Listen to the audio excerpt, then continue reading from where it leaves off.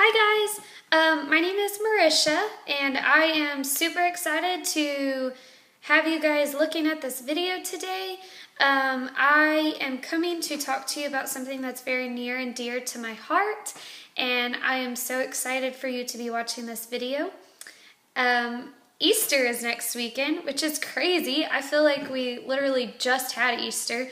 But anyways, Easter is next weekend, and Easter is a time to really just reflect on all that Jesus has done for us and is still doing for us. So that's my point in making this video, because Jesus has done some great things in my life, and I just want to share those with you, especially one particular part of my life, and that is Africa.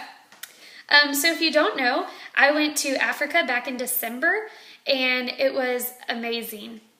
I know some of you have been asking me about my trip, and I'm so happy that I finally get to sit down and make this video and tell you all about my trip, because it was fantastic. I will be looking down quite a bit because I journaled while I was in Africa, so I really don't want to miss anything, because it was just such a phenomenal, amazing, spectacular trip, and I just want to make sure that I am hitting all of the points so that you can pretend that you were there with me. So I have a lot to tell you. I was in Africa for almost 3 weeks, so I do have a lot to tell you. So I don't want to bore y'all with super long videos, so I'm just going to break these up into, little segments. And so if you want to hear all about my trip, you'll have to stay tuned. So first off, I just want to talk about how I got to Africa. So several years ago, I attended a Bible school called Texas Bible Institute, and there God placed the dream in my heart for the love of Africa, for the nation of Africa. And ever since then, it's been my dream to go to Africa, hopefully one day build an orphanage there, and to just really love on the children, love on the people. And ever since then, I really wanted to do that. I've tried pursuing it at times, but things always fell through, so I guess that just meant the timing wasn't right. But finally, I got to go. And I was just searching online one day for short-term mission trips in Africa, and I came across Love Africa Mission, which is the organization that I went with. And I read all their stuff, I read all the articles they had, and it just seemed like an amazing trip. So I applied, and then voila, I was going to Africa. And it still blows my mind that I actually was able to step foot in another country. And not only in another country, but to serve others, to serve Jesus, and to love God's people. I just want to tell you a little bit about my trip. So we landed in Africa like December 29th or something like that. And it was really awesome. We were all super, super tired because it was like a 24-hour flight. And a lot of us, that was our first time to go internationally somewhere for a mission trip. So we were all very tired. We were ready to go to sleep, but we could not go to sleep because we needed to get on the time frame of Africa. So we all just kind of sat around and told about our lives and told about ourselves, and talked about how we all got to Africa. And it's crazy because I feel like there were about 21 of us that went, and I feel like the majority of us had the same story. God placed the dream in our heart, and we acted upon that, and God acted upon that and put his hand in the middle, and then we were there. So that was really cool. At the place we stayed, it's called the Moffat Guest House, and there they have a Bible school on that property. So that was really cool because one day we actually got to hang out with them, but I will talk more about that later. There were a lot of awesome things that happened there. And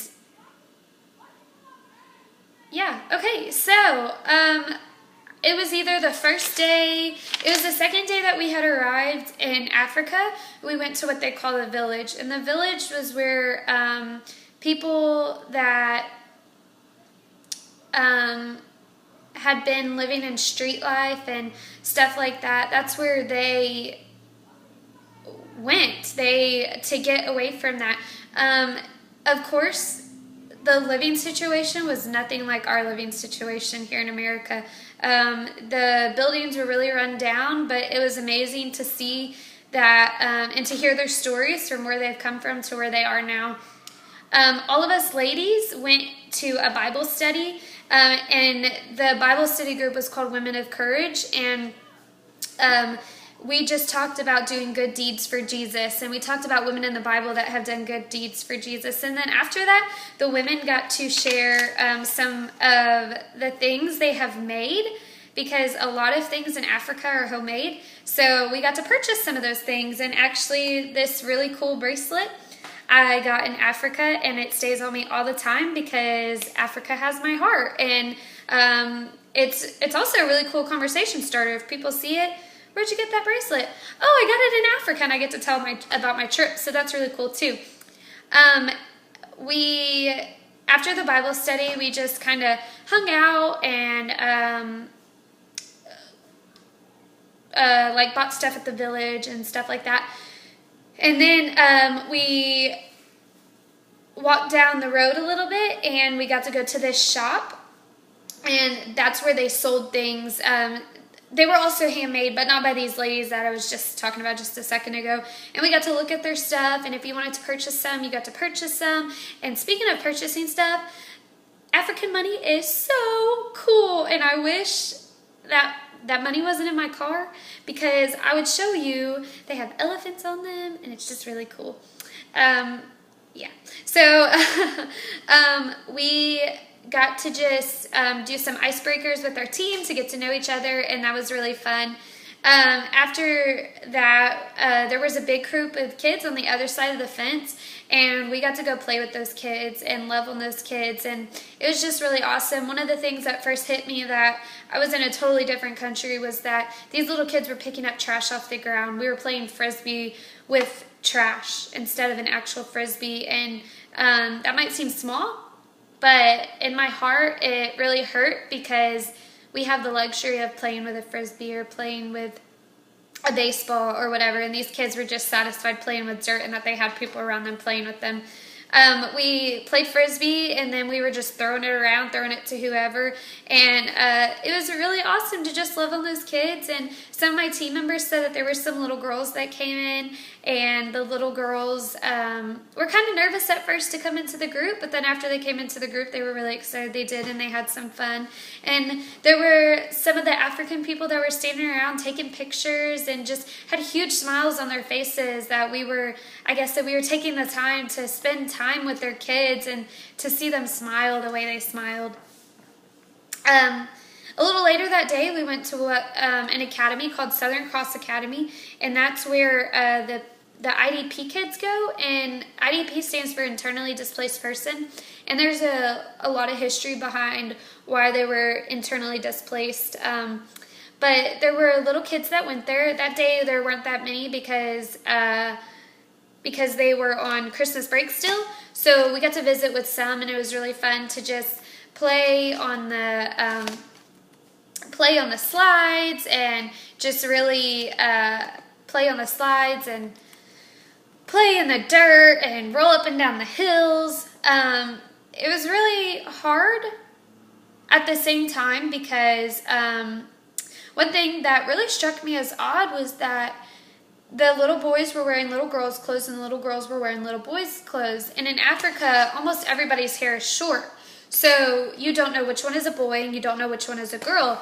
And it's really hard to understand them. You can kind of understand them, but it's really hard to understand them. So it was hard to tell by their name if they were a boy or a girl. But I met a lot of really awesome kids. There was one little girl, her name was Mary, that came and grabbed my hand and asked me if I wanted to go with her to see where she had music class. So I was really excited that she asked me to go with her, and I went with her, and all the kids were in there dancing and goofing off, and it was just really fun to see that even though it's like a different language and a different culture that dancing is still dancing, and that they were just having so much fun with that. Yeah. Later that night, we got to have a Swahili lesson, so I can speak a tad bit of Swahili. Not much at all, so please don't start asking me how to say stuff, because very little. But yeah, so we just got to have a Swahili lesson, and so I know how to say a couple things. Yeah, but back to Southern Cross, when you would be playing with the little kids, it was so crazy. They were so fascinated by my watch, and they kept looking at it and touching the time, or not touching the time, I'm sorry, touching the little buttons to make it beep, and it was just really cute, and I really liked it that the kids were like so fascinated by such the smallest things. Every night we would have a debriefing session, and it was really cool for those debriefing sessions because we were able to talk with our teammates about what happened that day that was awesome, what happened that day that was hard for us, and it was just really awesome to be able to be around like-minded people and to just dig into what God was doing. And of course it was the first day, but man, God was already doing awesome things. While us ladies were doing our Bible study, the men were doing things like meeting with other men in the village. And that night in that debriefing session, all the guys were telling us some really awesome things about those guys' lives, and it was just really awesome to hear that because we weren't all together all day, so it was really cool to see how each person saw Jesus in everything that we did. Yeah, so there were a little couple things that I had already learned that first night, and one of them was it's okay to be vulnerable. The children in Africa, the people in Africa are vulnerable every single day. They will literally lay down their lives for you. They were so sweet. They were so nice. They were so helpful. They always wanted to give you hugs. They always wanted to hold your hand. The little kids did. And that was just really awesome. You have to be vulnerable. It's okay to open up and tell people what's going on in your life, because that might be happening in their lives, and we can just all learn from it and grow from it. The second thing I learned was that it's okay and you should step out of your comfort zone. Going to a totally different country with people I didn't even know, that was a huge step for me. Yes, I knew that God in my heart was telling me to go to Africa, but it was still a crazy step. And just in the first day we were there, I was just able to see God moving already, and it was just so amazing. And the fact that my team clicked so fast, and it was just really awesome to see that. The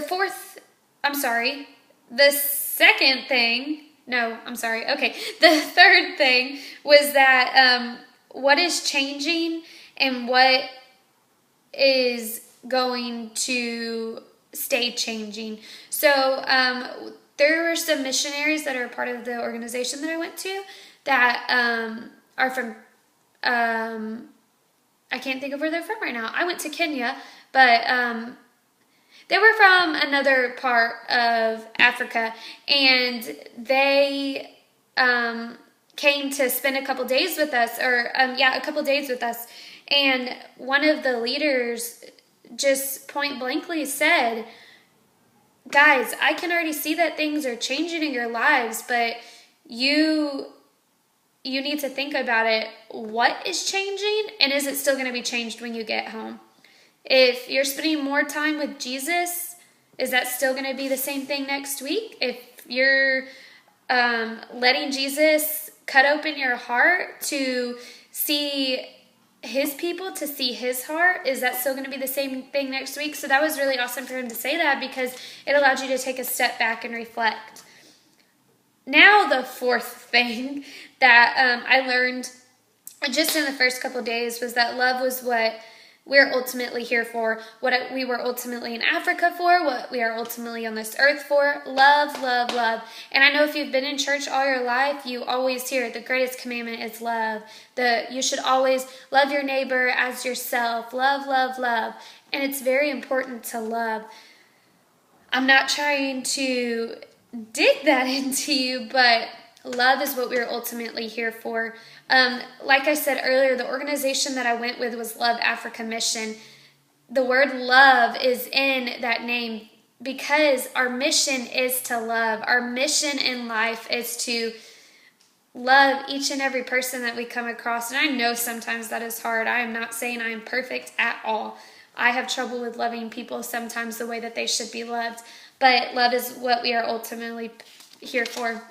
And the most important, coolest, awesomest thing, yes, I just made up that word, that I learned was number 5. And number 5 was that the way we felt when those kids would run up to us, because whenever we went to Southern Cross, the buses would pull up and the kids would literally come flooding out. And it was just really amazing to see that. And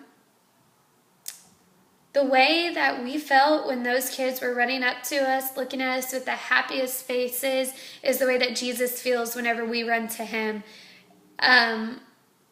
We were so excited to see that the kids were so happy. And when we sit down and we spend time with Jesus, Jesus is so happy that we are spending time with him and that we are loving him. And it's just amazing. Just think, if you're a parent, if you're a grandparent, if you're an aunt, an uncle, a mom, a dad, a brother, a sister, think about how it feels when your grandchildren run up to you, when your children run up to you, when they say, Mom, Dad, Grandma, Grandpa, sister, brother, I need you, I need you, I need you. You feel so loved because they need you. They're dependent on you. And I'm not saying that Jesus is dependent on us, but the way that we feel when we receive that kind of attention is the way that Jesus feels, probably times 50,000 whenever he feels that, whenever we come to him. Yeah, so I think that is good for now. I really cannot wait to tell you so much more about Africa, and I will try to get another video posted by the end of this week so that you can see part 2. So if you liked this video, that is awesome. Stay tuned for the next one. I love you guys, and I'm so happy to share my trip with you.